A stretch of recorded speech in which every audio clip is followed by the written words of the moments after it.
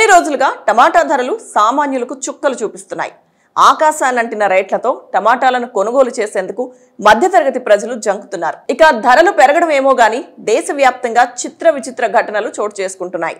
టమాటా పంటకు కొందరు సెక్యూరిటీ గార్డులను కాపలాగా పెడుతున్నారు. ఇంకొందరు తుపాకుల పహారా కాస్తుండగా సీసీ కెమెరాలు ఏర్పాటు చేసుకుని మరీ పంటను రక్షించుకోవడం ఇటీవల కాలంలో హాట్ టాపిక్ గా మారింది. ఇక టమాటా పంట దొంగతనాలు, మార్కెట్లలో టమాటాల చోరీ వంటి ఘటనలు తరచూ ఎక్కడో ఒక చోట జరుగుతూనే ఉన్నాయి.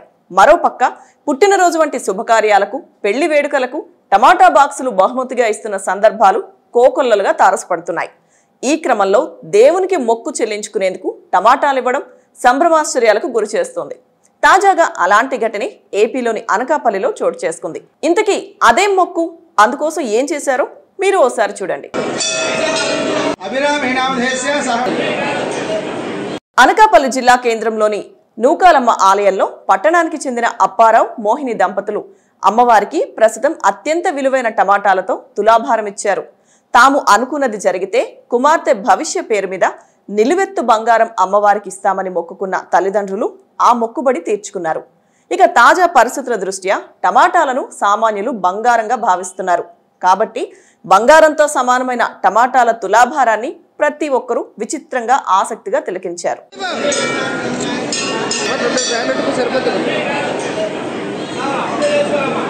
అనకాపల్లికి చెందిన అప్పారావు, మోహిని దంపతుల కుమార్తె భవిష్యను 51 కిలోల టమాటాలతో తులాభారం నిర్వహించారు.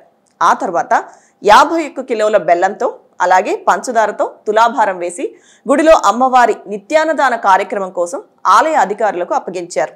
ఇక నూకాలమ్మ అమ్మవారి భక్తులైన దంపతులు అత్యంత భక్తి భావంతో వేసిన టమాటాల తులాభారాన్ని ఓ వింతగా చెప్పుకుంటున్నారు.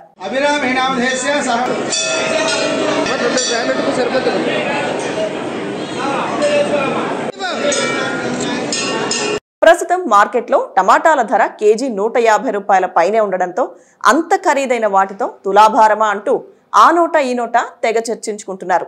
అమ్మవారికి ఇలా కూడా తులాభారం ఇవ్వొచ్చా అని నోరెళ్లబెడుతున్నారు.